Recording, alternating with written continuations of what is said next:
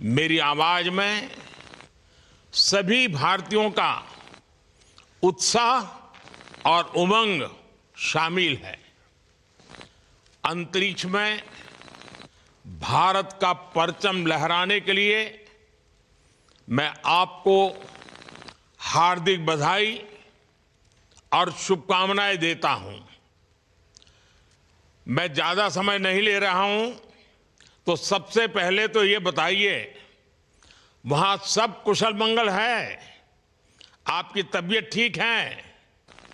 जी प्रधानमंत्री जी, बहुत बहुत धन्यवाद आपकी विशेष का और 140 करोड़ मेरे देशवासियों की विशेष का।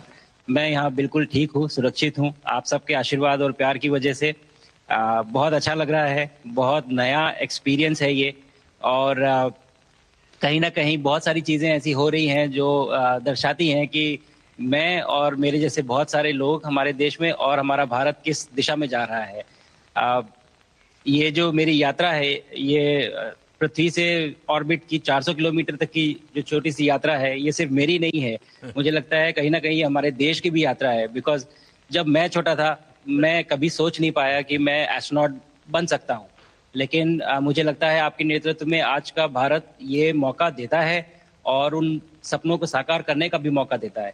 तो ये बहुत बड़ी उपलब्धि है मेरे लिए, और मैं बहुत गर्व फील कर रहा हूँ कि मैं यहाँ पे अपने देश का प्रतिनिधित्व कर पा रहा हूँ।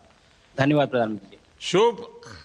आप दूर अंतरिक्ष में है, जहां ग्रेविटी ना के बराबर है, पर हर भारतीय देख रहा है कि आप कितने डाउन टू अर्थ है। आप जो गाजर का हलवा ले गए हैं, क्या उससे अपने साथियों को खिलाया?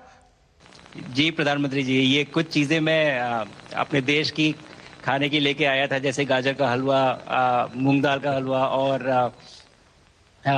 आमरस।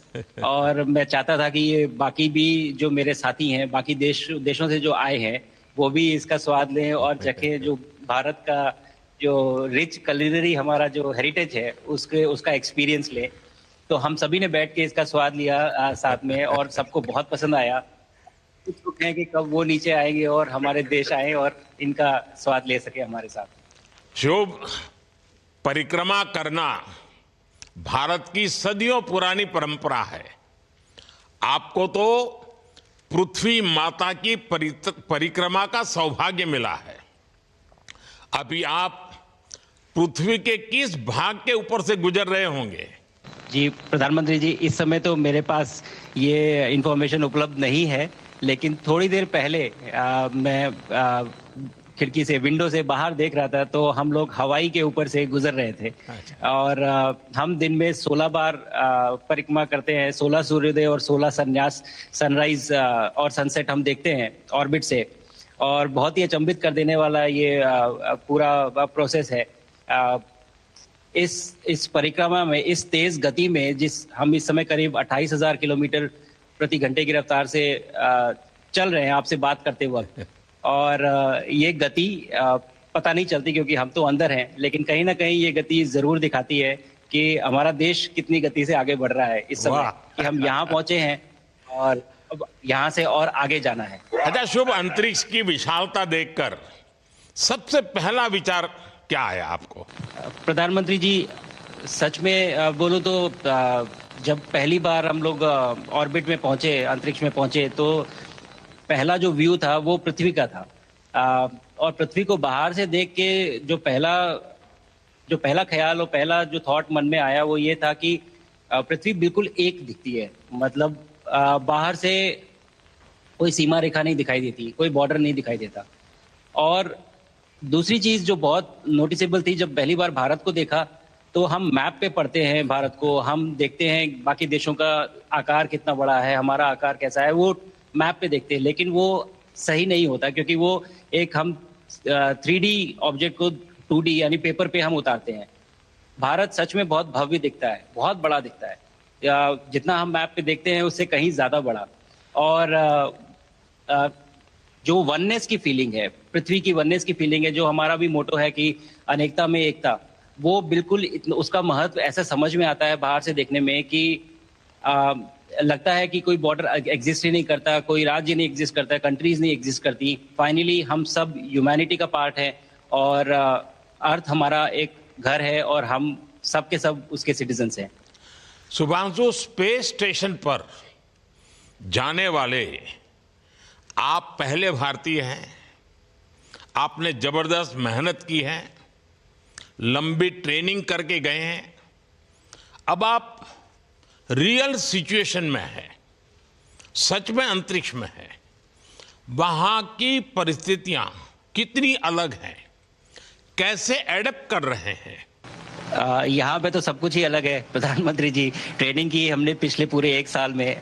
सारे सिस्टम्स के बारे में मुझे पता था, सारे प्रोसेस के बारे में मुझे पता था, एक्सपेरिमेंट्स के बारे में मुझे पता था, लेकिन यहाँ आते ही सडनली सब चेंज हो गया। बिकॉज हमारे शरीर को ग्रेविटी में रहने की इतनी आदत हो जाती है कि हर एक चीज उससे डिसाइड होती है। पर यहाँ आने के बाद चूंकि ग्रेविटी माइक्रो ग्रेविटी है, एब्सेंट है, तो छोटी छोटी चीजें भी बहुत मुश्किल हो जाती हैं। अभी आपसे बात करते वक्त मैंने अपने पैरों को बांध रखा है, नहीं तो मैं ऊपर चला जाऊंगा। और माइक को भी जैसे छोटी छोटी चीजें हैं, इसको छोड़ के दूं तो भी ये ऐसे फ्लोट करता रहता है। पानी पीना, पैदल चलना, सोना बहुत बड़ा चैलेंज है। आप छत पे सो सकते हैं, आप दीवारों पे सो सकते हैं, आप जमीन पे सो सकते हैं। तो पता सब कुछ होता है प्रधानमंत्री जी। ट्रेनिंग अच्छी है, लेकिन वातावरण चेंज होता है तो थोड़ा सा यूज टू होने में 1-2 दिन लगते हैं, बट फिर ठीक हो जाता है। भारत की ताकत साइंस और स्पिरिचुअलिटी दोनों है। आप अंतरिक्ष यात्रा पर हैं, लेकिन भारत की यात्रा भी चल रही होगी। भीतर में भारत दौड़ता होगा। क्या उस माहौल में मेडिटेशन और माइंडफुलनेस का लाभ भी मिलता है क्या? जी प्रधानमंत्री जी, मैं बिल्कुल सहमत हूँ। मैं कहीं ना कहीं ये मानता हूँ कि भारत ऑलरेडी दौड़ रहा है और ये मिशन तो केवल एक पहली सीढ़ी है उस एक बड़ी दौड़ का। और हम जरूर आगे पहुंच रहे हैं और अंतरिक्ष में हमारे खुद के स्टेशन भी होंगे और बहुत सारे लोग पहुंचेंगे। और माइंडफुलनेस का भी बहुत फर्क पड़ता है। बहुत सारी सिचुएशंस ऐसी होती हैं नॉर्मल ट्रेनिंग के दौरान भी या फिर लॉन्च के दौरान भी, जो बहुत स्ट्रेसफुल होती हैं। और माइंडफुलनेस से आप अपने आप को उन सिचुएशंस में शांत रख पाते हैं और अपने आप को काम रखते हैं, अपने आप को शांत रखते हैं, तो आप अच्छे डिसीजन ले पाते हैं। कहते हैं कि दौड़ते हुए भोजन कोई भी नहीं कर सकता, तो जितना आप शांत रहेंगे उतना ही अच्छे से आप डिसीजन ले पाएंगे। तो आई थिंक माइंडफुलनेस का बहुत इंपॉर्टेंट रोल होता है इन चीज़ों में। तो दोनों चीज़ें अगर साथ में प्रैक्टिस की जाएं तो ऐसे एक चैलेंजिंग एनवायरनमेंट में या चैलेंजिंग वातावरण में मुझे लगता है ये बहुत ही यूजफुल होंगी और बहुत जल्दी लोगों को अडेप्ट करने में मदद करेंगी। आप अंतरिक्ष में कई एक्सपेरिमेंट कर रहे हैं। क्या कोई ऐसा एक्सपेरिमेंट है जो आने वाले समय में एग्रीकल्चर या हेल्थ सेक्टर को फायदा पहुंचाएगा? जी प्रधानमंत्री जी, मैं बहुत गर्व से कह सकता हूं कि पहली बार भारतीय वैज्ञानिकों ने 7 यूनिक एक्सपेरिमेंट्स डिज़ाइन किए जो कि मैं अपने साथ स्टेशन पे लेके आया हूं। और पहला एक्सपेरिमेंट जो मैं करने वाला हूं, जो कि आज ही के दिन में शेड्यूल्ड है, वो है स्टेम सेल्स के ऊपर। अंतरिक्ष में आने से क्या होता है कि ग्रेविटी चूंकि एब्सेंट होती है तो लोड खत्म हो जाता है, तो मसल लॉस होता है। तो जो मेरा एक्सपेरिमेंट है वो ये देख रहा है कि क्या कोई सप्लीमेंट दे के हम इस मसल लॉस को रोक सकते हैं या फिर डिले कर सकते हैं। इसका डायरेक्ट इम्प्लीकेशन धरती पे भी है कि जिन लोगों का मसल लॉस होता है ओल्ड एज की वजह से, तो उनके ऊपर ये सप्लीमेंट्स यूज किए जा सकते हैं। तो मुझे लगता है कि ये डेफिनेटली वहाँ यूज हो सकता है। साथ ही साथ जो दूसरा एक्सपेरिमेंट है वो माइक्रो एल्गी की ग्रोथ के ऊपर। ये माइक्रो एल्गी बहुत छोटे होते हैं लेकिन बहुत न्यूट्रिशियस होते हैं। तो अगर हम इनकी ग्रोथ देख सकते हैं यहाँ पे और ऐसा प्रोसेस इजाद करें कि ये ज़्यादा तादाद में हम इन्हें उगा सकें और न्यूट्रिशन हम प्रोवाइड कर सकें, तो कहीं ना कहीं ये फूड सिक्योरिटी के लिए भी बहुत काम आएगा धरती के ऊपर। सबसे बड़ा एडवांटेज जो है स्पेस का वो ये है कि ये जो प्रोसेस है यहाँ पे बहुत जल्दी होते हैं, तो हमें महीनों तक या सालों तक वेट करने की जरूरत नहीं होती। तो इसलिए यहाँ के जो रिजल्ट चंद्रयान की सफलता के बाद देश के बच्चों में, युवाओं में विज्ञान को लेकर एक नई रुचि पैदा हुई, अंतरिक्ष को एक्सप्लोर करने का जज्बा बढ़ा। अब आपकी ये ऐतिहासिक यात्रा उस संकल्प को और मजबूती दे रही है। आज बच्चे सिर्फ आसमान नहीं देखते, वे यह सोचते हैं मैं भी वहां पहुंच सकता हूं। यही सोच, यही भावना हमारे भविष्य के स्पेस मिशंस की असली बुनियाद है। आप भारत की युवा पीढ़ी को क्या मैसेज देंगे? प्रधानमंत्री जी, अगर मैं अपने युवाओं पीढ़ी को आज कोई मैसेज देना चाहूँगा तो पहले ये बताऊँगा कि भारत जिस दिशा में जा रहा है, हमने बहुत बोल्ड और बहुत ऊंचे सपने देखे हैं और उन सपनों को पूरा करने के लिए हमें आप सबकी ज़रूरत है। तो उस ज़रूरत को पूरा करने के लिए मैं ये कहूँगा कि सक्सेस का कोई एक रास्ता नहीं होता कि आप कभी कोई एक रास्ता लेता है, कोई दूसरा रास्ता लेता है, लेकिन एक चीज़ जो हर रास्ते में कॉमन होती है वो ये होती है कि आप कभी कोशिश मत छोड़िए, नेवर स्टॉप ट्राइंग। अगर आपने ये मूल मंत्र अपना लिया कि आप किसी भी रास्ते पे हो, कहीं पे भी हो, लेकिन आप कभी गिव अप नहीं करेंगे, तो सक्सेस चाहे आज आए या कल आए, पर आए जरूर। मुझे पक्का विश्वास है कि आपकी ये बातें देना है तो मैं कहूँ देश के युवाओं को बहुत ही अच्छी लगेगी। और आप तो मुझे भली भांति जानते हैं, जब भी किसी से बात होती है तो मैं होमवर्क जरूर देता हूं। हमें मिशन गगनयान को आगे बढ़ाना है, हमें अपना खुद का स्पेस स्टेशन बनाना है और चंद्रमा पर भारतीय एस्ट्रोनॉट की लैंडिंग भी करानी है। इन सारे मिशंस में आपके अनुभव बहुत काम आने वाले हैं। मुझे विश्वास है आप वहां अपने अनुभवों को जरूर रिकॉर्ड कर रहे होंगे। जी प्रधानमंत्री जी, बिल्कुल।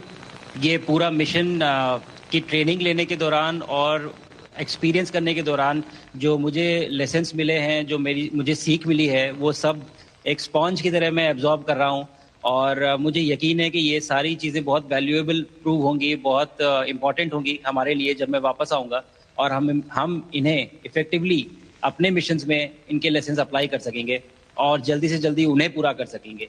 बिकॉज मेरे साथी जो मेरे साथ आए थे, कहीं ना कहीं उन्होंने भी मुझसे पूछा कि हम कब गगनयान पे जा सकते हैं, जो सुन के मुझे बहुत अच्छा लगा और मैंने बोला कि जल्दी ही। तो मुझे लगता है कि ये सपना बहुत जल्दी पूरा होगा और मेरी जो सीख मुझे यहाँ मिल रही है वो मैं वापस आके उसको अपने मिशन में पूरी तरह से 100% अप्लाई करके और उनको जल्दी से जल्दी पूरा करने की कोशिश करेंगे। शुभांशु, मुझे पक्का विश्वास है कि आपका ये संदेश एक प्रेरणा देगा। और जब हम आपके जाने से पहले मिले थे, आपका परिवारजन के भी दर्शन करने का अवसर मिला था और मैं देख रहा हूं कि आपके परिवारजन भी सभी उतने ही भावुक है, उत्साह से भरे हुए हैं। शुभांशु, आज मुझे आपसे बात करके बहुत आनंद आया। मैं जानता हूं आपकी जिम में बहुत काम है और 28,000 किलोमीटर की स्पीड से काम कर रहे हैं आपको, तो मैं ज़्यादा समय आपका नहीं लूँगा। आज मैं विश्वास से कह सकता हूं कि ये भारत के गगनयान मिशन की सफलता का पहला अध्याय है। आपकी यह ऐतिहासिक यात्रा सिर्फ अंतरिक्ष तक सीमित नहीं है, यह हमारी विकसित भारत की यात्रा को तेज गति और नई मजबूती देगी। भारत दुनिया के लिए स्पेस की नई संभावनाओं के द्वार खोलने जा रहा है। अब भारत सिर्फ उड़ान नहीं भरेगा, भविष्य में नई उड़ानों के लिए मंच तैयार करेगा। मैं चाहता हूं, कुछ और भी सुनने की इच्छा है आपके मन में, क्योंकि मैं सवाल नहीं पूछना चाहता, आपके मन में जो भाव है अगर वो आप प्रकट करेंगे, देशवासी सुनेंगे, देश की युवा पीढ़ी सुनेगी। तो मैं भी खुद बहुत आतुर हूं कुछ और बातें आपसे सुनने के लिए। धन्यवाद प्रधानमंत्री जी। यहाँ ये पूरी जर्नी जो है ये अंतरिक्ष तक आने की और यहाँ ट्रेनिंग की और यहाँ तक पहुँचने की, इसमें बहुत कुछ सीखा है प्रधानमंत्री जी मैंने। लेकिन यहाँ पहुँचने के बाद मुझे पर्सनल अकम्पलिशमेंट तो एक है ही, लेकिन कहीं ना कहीं मुझे ये लगता है कि ये हमारे देश के लिए एक बहुत बड़ा कलेक्टिव अचीवमेंट है। और मैं हर एक बच्चे को जो ये देख रहा है, हर एक युवा को जो ये देख रहा है, एक मैसेज देना चाहता हूँ, और वो ये है कि अगर आप कोशिश करते हैं और आप अपना भविष्य बनाते हैं अच्छे से, तो आपका भविष्य अच्छा बनेगा और हमारे देश का भविष्य अच्छा बनेगा। और केवल एक बात अपने मन में रखिए, that sky is never the limit, ना आपके लिए, ना मेरे लिए और ना भारत के लिए। और ये बात हमेशा अगर आपने मन में रखी तो आप आगे बढ़ेंगे, आप अपना भविष्य उजागर करेंगे और आप हमारे देश का भविष्य उजागर करेंगे। और बस मेरा यही मैसेज है प्रधानमंत्री जी। और मैं बहुत बहुत ही भावुक और बहुत ही खुश हूं कि मुझे मौका मिला आज आपसे बात करने का और आपके थ्रू 140 करोड़ देशवासियों से बात करने का। जो ये देख पा रहे हैं, ये जो तिरंगा आप मेरे पीछे देख रहे हैं, ये यहाँ नहीं था। आज कल के पहले जब मैं यहाँ पे आया हूँ तब हमने ये यहाँ पे पहली बार लगाया है। तो ये बहुत भावुक करता है मुझे और बहुत अच्छा लगता है देख के कि भारत आज इंटरनेशनल स्पेस स्टेशन पहुंच चुका है।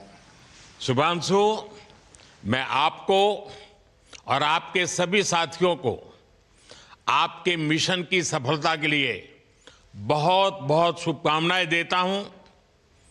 शुभांशु, हम सबको आपकी वापसी का इंतजार है।